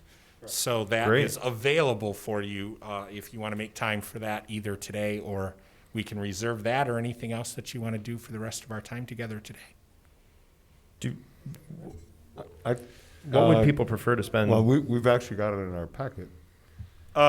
It was recently added. Yeah. The opportunity matrix has been in your packet Yeah. all this time. The PowerPoint under item 6 was recently added. The one that was from October 6th, was it? Nope, when Dave says recently added, like- it was like- added to your packet like like 15 10 minutes minutes ago. before the meeting Yeah. started. Yeah. I would love to hear Dave. Yeah, I'll Again, do I that. think Nikki read it, but that's it. So, Well, I think it would be great, because that will help us have a baseline understanding. Yeah. What's worked, what didn't. Yeah, we can do it pretty quickly here and move on to the opportunity matrix if you want. You know, I think it, again, you know, just so we get all the documents on the table today, you know, real quick, let's go ahead and see if I can bust through this quickly. So back to 2010, 11, when the plan was originally being put together, there were 7 different strategies that originally had task forces that would go out there and go through this 4-step process of studying and proposing some sort of pilot program to analyze the success of it, and then hopefully ultimately operationalize a program. And those are the ones that are listed up here. We had the home energy retrofit program. Along with that was a building labeling, commercial and institutional buildings that, you know, Brian alluded to earlier. And then District Energy, our electric portfolio, and then this concept of an industrial bundle of services that I'll talk about in a little bit, and then education and outreach. So on the next slide, Ted, I color coded here in green the ones that have really moved forward now. We do have a home energy retrofit program that's up and running. We're still trying to figure out how to get that more utilization of that program, but it is operational. We have a building labeling program that goes along with it. It's kind of gone through some iterations from a Department of Energy label to now I forget the name of it. And what is the label? Pearl, thank you. The Pearl certification that the homeowners get. And then I'll come back to commercial and institutional. I kind of colored that in a mustard color because yellow didn't show up real well. But things that have sort of kind of moved forward, but haven't really completely. District Energy kind of falls in that same bucket a little bit, and I'll revisit that. Our electric portfolio, obviously, we went through some significant changes there in alignment with the sustainable return on investment analysis. And the one in red kind of is this industrial bundle of services that I would say had some evaluation, but really in no way really has that gone forward. So I'll cover that in a little bit too. Then obviously education and outreach, has been through some iterations as well, but that's, really kind of starting to pick up some momentum and we're hopeful with the Outdoor Discovery Network involved with that'll really kind of flourish now. So as far as commercial institutional buildings here, I've got this one slide up and I've asked Ann to maybe add some color commentary here. But it makes up about 9% of our customers, about 18% of our sales. It really ranges from everything from your Menards building to churches. I mean, it's, you think about institutional, a lot of educational buildings, commercial, obviously the retail outlets that go on with that. The goal there ultimately is the implementation of a sustainable, easy to understand, and easy to use program that incents all commercial and institutional organizations on the benefits of energy efficiency and results in measurable gas and electric consumption reductions for the program participant. There are two initiatives that were undertaken. One was a initiative kind of partnering a little bit with data supplied from the National Renewable Energy Lab on sector-related energy performance potential.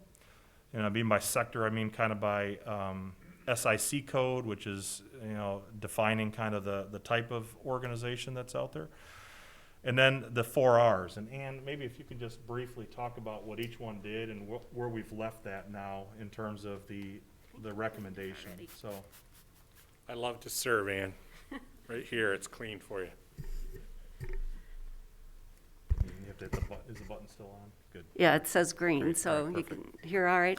Good. Well, I too would like to say thank you for your service. It's being involved with the Community Energy Plan for its 10 years so far. It's great to see the continued momentum. So many long-range plans are created and then put on the shelf after a couple of years. So I applaud the enthusiasm by the community and by our leaders to keep it going.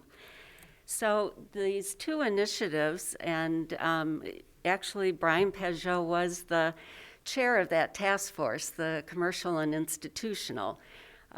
So it's not the industrial sector. So, commercial is like leisure, your hotels, your office buildings, your retail services, medical buildings.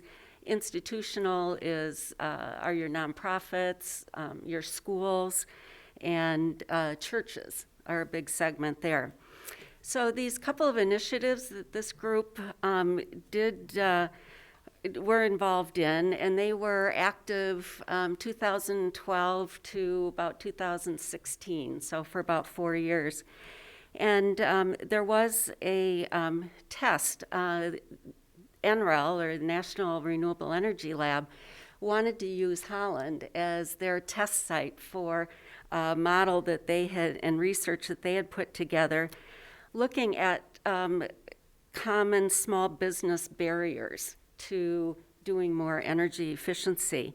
So they were trying to develop more of a turnkey energy efficiency packages for small businesses that achieved at least a 20% energy efficiency gain.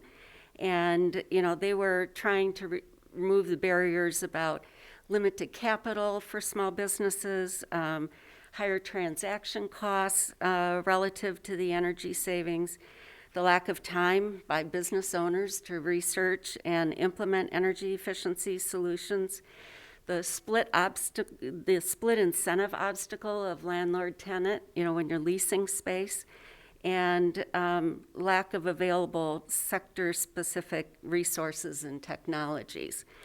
So they came up with these packages and then tested it here in Holland, and it still lacked. I think, Brian, you attended that workshop. The connector, the coach, the person to help the business implement even these kind of proven energy efficiency packages. So unfortunately, that really didn't go any further here in Holland. So then we came up with what we call the 4R study, and we wanted to look at specific sectors that had maybe common elements. So we looked at retail, restaurants, religion, and refrigeration. And by refrigeration, that'd be like convenience stores, you know, mini marts, that type of thing. And we learned energy use and costs are treated sort of like overhead by small businesses rather than proactively measured, managed, and improved upon. And the research that was done actually by Brian's company was very well thought out, recommended 4 options for a pilot program. And that work is yet to be accomplished. It's an opportunity. You know, you may have heard that we are planning to increase the energy waste reduction program to help with more aggressive carbon reduction goals.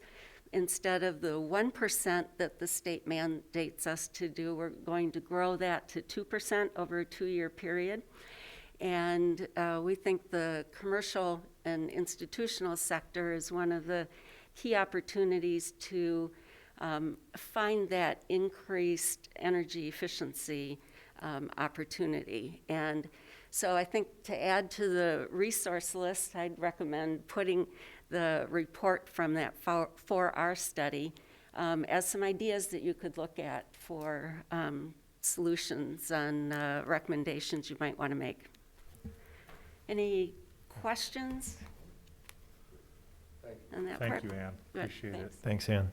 And I'm sure Ann will help us by forwarding that recommended Yeah. study to be added to Dave, and most importantly, Cinca. So now there's 5 new things to read tonight. So And all right. that one I can actually help with. Oh, yeah, so right. Yeah. The next topic is district energy, which is, again, something that's really been in front of us since the beginning of the community energy plan got going here. And so in the plan itself, there was a suggestion that a strategy that we would pursue would be to create a hot water system throughout the community.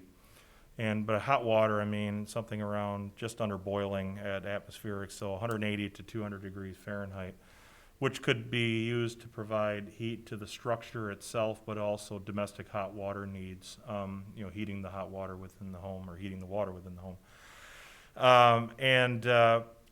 So that was a strategy, but it really didn't have a significant detailed study behind it from an implementation standpoint. So one of the first steps that we did is in 2013, we hired a couple firms.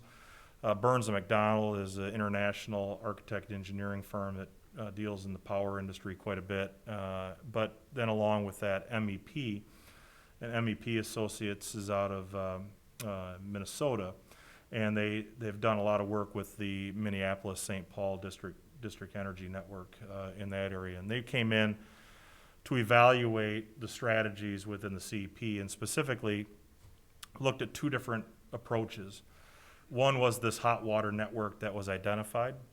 The other was to look at a low temperature application. And so a couple things that they found were that when you look at the high temperature network, heat has to come from somewhere. And the concept in the community energy plan was to use residual heat from the power generation process.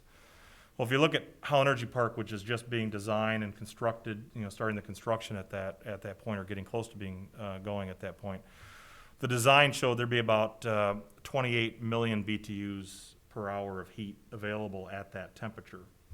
The problem is that if you just look at the Hope College network, there was about a demand of about 53 million BTUs of heat. And then if you look at more of our core downtown, there's another 38 million BTUs of heat. So it was close to 91 between the two. So it was only a portion of those needs that would be available from a waste heat. So then you'd be making a new source, for heat, or another electric source, which would then have more waste heat available. So we did study it, even though that wasn't there. We studied it for the condensed area, and what it found is that both on the 25 and the 40-year net present value, there was a negative net present value, so it wasn't financially a really great way to go. If you look at the next slide, the low temperature solution was one where we would capitalize on the snowmelt system that had already been built out and distributed to a good portion of the downtown, to possibly affect in a positive way the efficiency of the heat pumps that are serving buildings. So you can have a boiler in a building, you can have regular furnaces in buildings. A heat pump is another heating source alternative. And heat pump, what it does is it captures on some of the residual heat or heat within even temperatures, groundwater temperatures. And because of the difference in the refrigerant cycles and heat thermal transfers of those, you can actually still get heat out of those and boost the efficiency of that heating system. It does require not just the heat of the fluid in the earth, or in this particular case, the heat in the fluid in the snowmelt system, but it also requires some electricity in that system to drive it. So there's some new energy coming into the system as well. But as I'm sure Jeff can point out, having a little bit higher temperature fluid going into that heat pump system can improve the efficiency of that heat pump system. And so this concept really kind of focused on that improvement in that efficiency and how that might be able to work. Because you can stretch now a lot more BTUs available of low temperature waste heat from the Holland Energy Park. So the end result of this showed that while the economics still were not that favorable, it was still better than the high temperature option. And it was recommended that some further study be done on some specific cases in the buildings, because what matters is the amount of investment that really needs to take place in the infrastructure to make this happen. And so if you look at the next slide,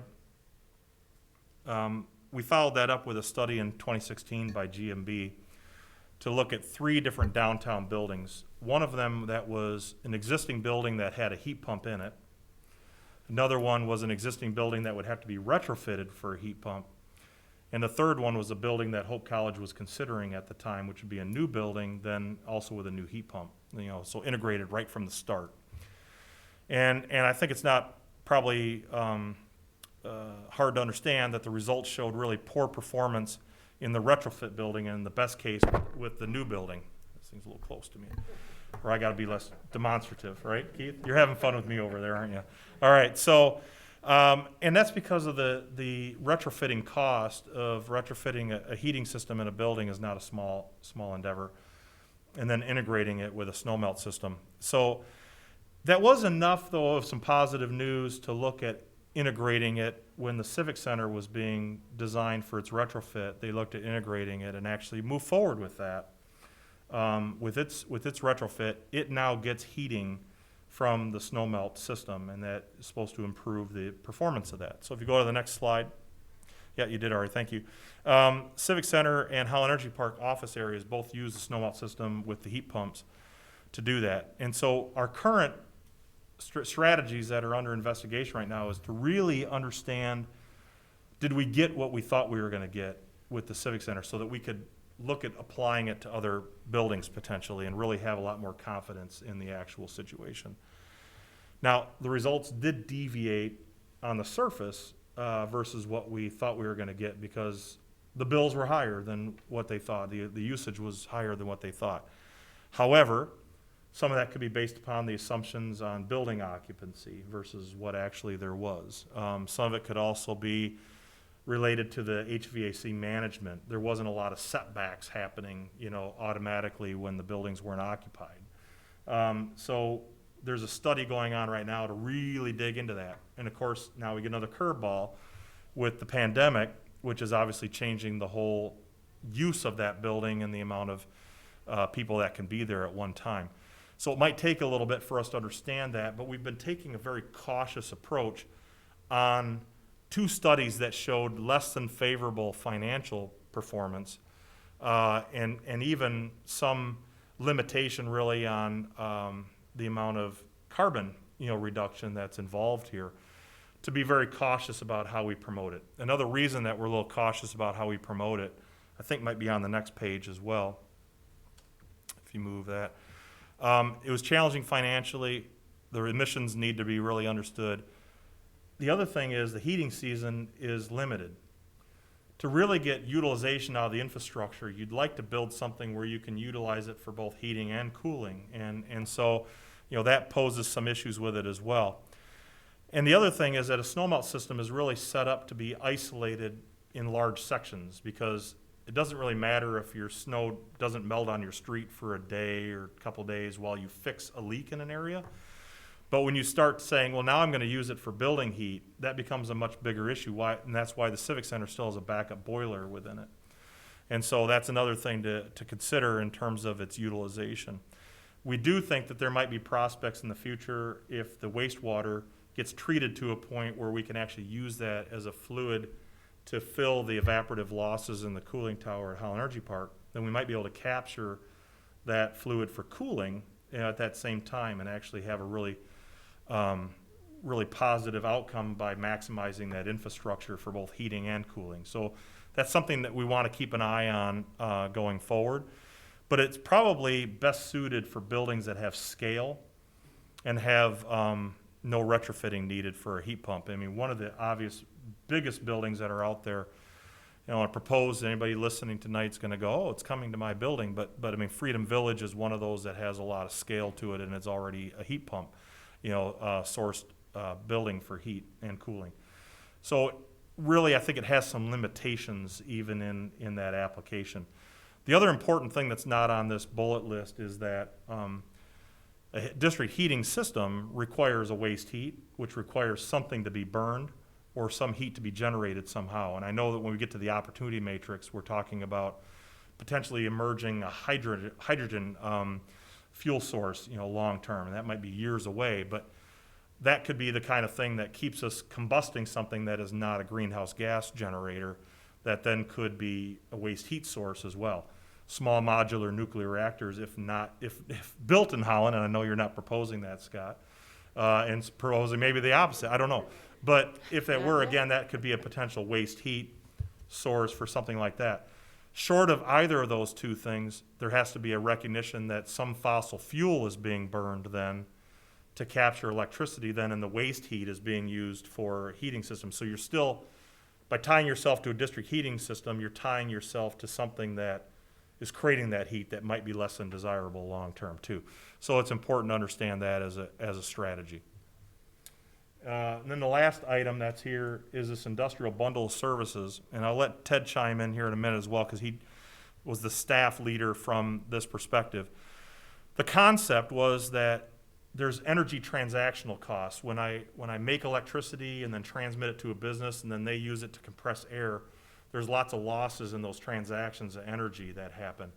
And if you could eliminate that by having a central source that creates these types of energy uses, whether it's heating, cooling, compressed air, et cetera, then maybe you could avoid some of those transactional costs. And so the community plan kind of looked at, well, let's build something in a centralized location where there might be common uses that are there. And so the first thing we did is we surveyed those likely candidates, and the outcomes are, if you go to the next slide, you know, the obstacles, it was really difficult to get good data coming back from the customers, number one. There wasn't, I think, a real high level of awareness that was there. But the other thing is when we researched these in other places, whether it's in Europe or other parts of the country here in the United States, is you typically see these where there's a large industrial campus that maybe has shut down.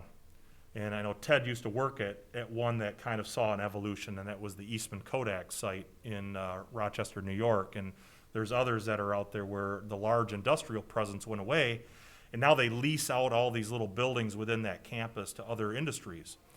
There was already an infrastructure that was there that you're now kind of utilizing to provide that function as opposed to building it from scratch.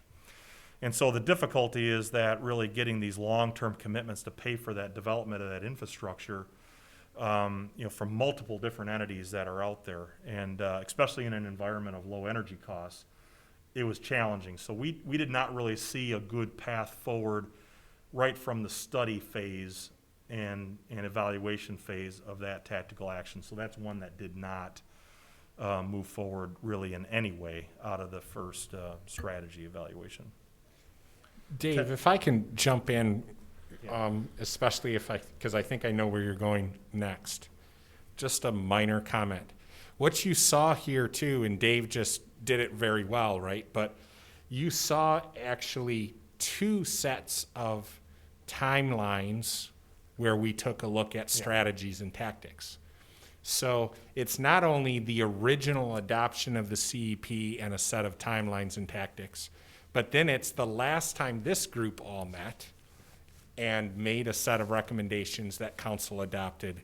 And then the steering committee, the staff level, hey, we're making it work. We've been given a task. Now go out and make it happen. He covered really 2 cycles of that already. So just want to make that clear where. Well, hopefully that highlights that in some of these concepts, you know, we're not giving up on them. Some have gone to, you know, be institutionalized. The others still have work going on. We're trying to get it going, trying to get it there. And, you know, some seem to be a little picking up on the capability of getting it to the finish line, or at least to the operational point, faster than others.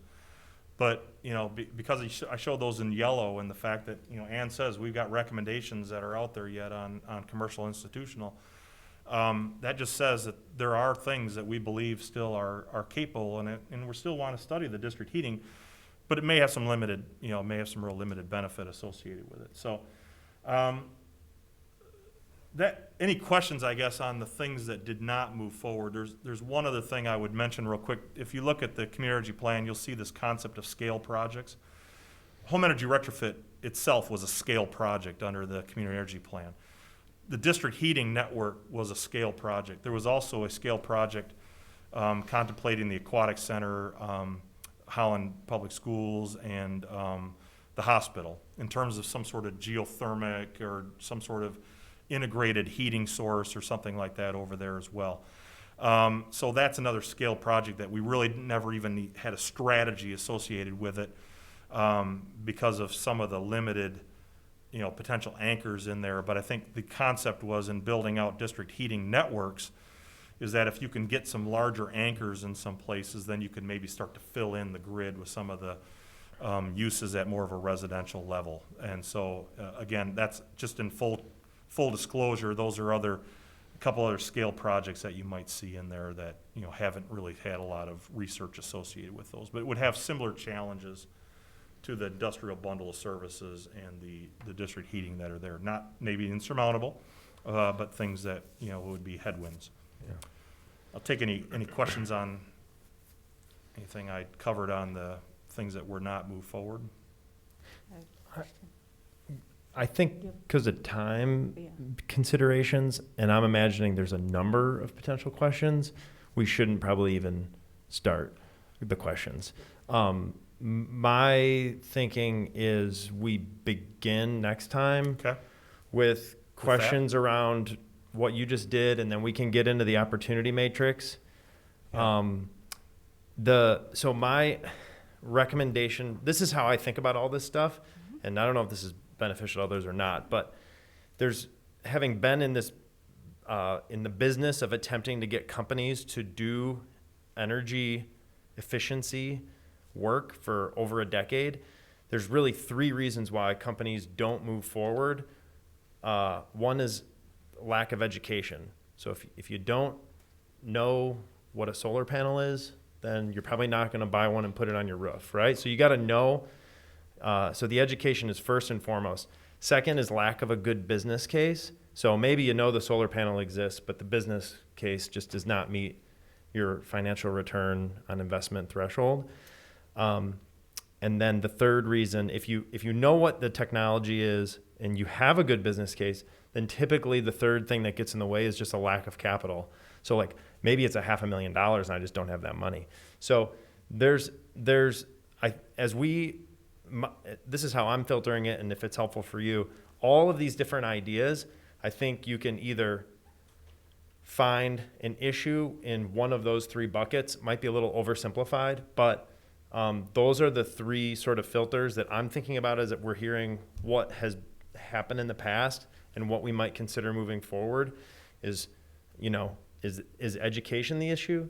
Is business case the issue? Or is just finding the ability to pay for it the issue? Maybe layered in there is also the time. So there's a time restriction beyond capital. That's a component, and Ann got at that a little bit, and we experienced that in the old C&I studies. And I can just tell you that this is not a small business or a big business or a governmental organization, or this is across the board. Everyone I've ever talked to in this business, anything can be boiled down to one of those three things. And so as we move forward into next time, I think those are good filters to be thinking about. Is why is this gone well? And why is this not going how we hoped? There's probably some combination of those three things or one of those three things.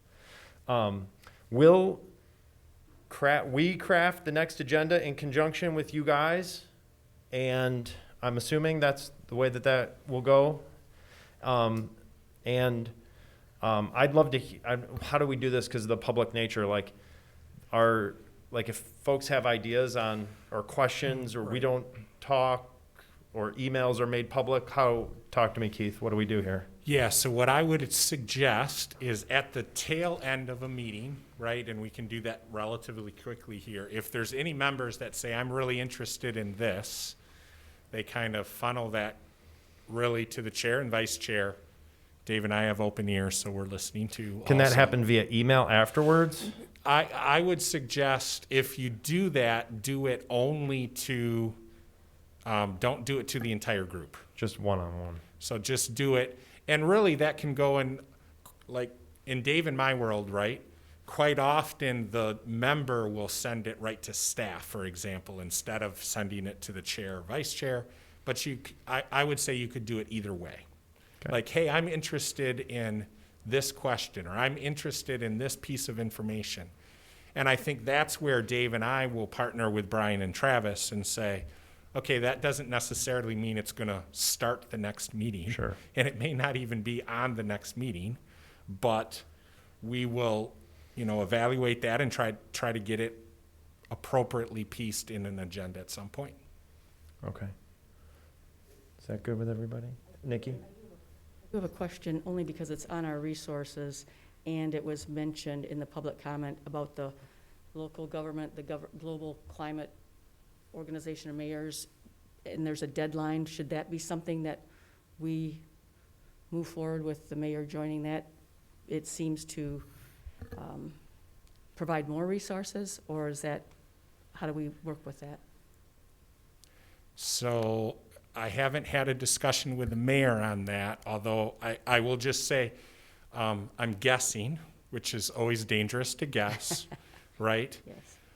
What you guys as a group say or doesn't say, I don't think is the inhibitor here. The council has a council rule, right, that you only do stuff like that, not because the mayor can just sign on and do something. That is a council action. That's not a mayor's action. So even though it's the name of it is a mayor, or boy, the mayor just signed this, that's not, that, quite frankly, that's not within the power of the mayor to do. So I'm guessing that what the mayor's looking for is that this group would make a recommendation more long-term as to if that's a set of commitments that would come to council for council to consider or not. I think there's a lot of stuff and resources going on out there. I don't know whether or not we sign on in the next 2 weeks or not. Matters. But I'm not sure because I haven't been contacted about it. I don't know what it is.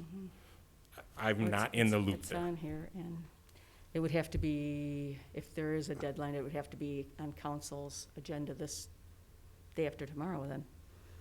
Well, she did say, I think, if not the next round, the final round would be to get it done by the 15th of December, Okay. if I So remember we can correctly. discuss it at But length. what I would like is if, do we have the availability of a brief of some type so we can see if, yeah, that looks good or Yeah, it's on not? here. I mean, we want to make sure that we're understanding if we're making a recommendation, exactly what that is. Yeah, and I have no information on that. I've not been contacted or asked about that. Well, Thank you. could somebody research on that so that we could be briefed, please? Is that possible? It is, it'd be helpful if the person that asked about it maybe could send that information to me. She's sitting right behind you. That, I figured we'd make that connection, but there it just was clear. I can't. see it. All right. Great. So will Travis and if folks here have specific interests or questions, shoot them to me or to Keith, and then Dave, Keith, and Travis and I will make sure we're on the same page with the agenda for next time.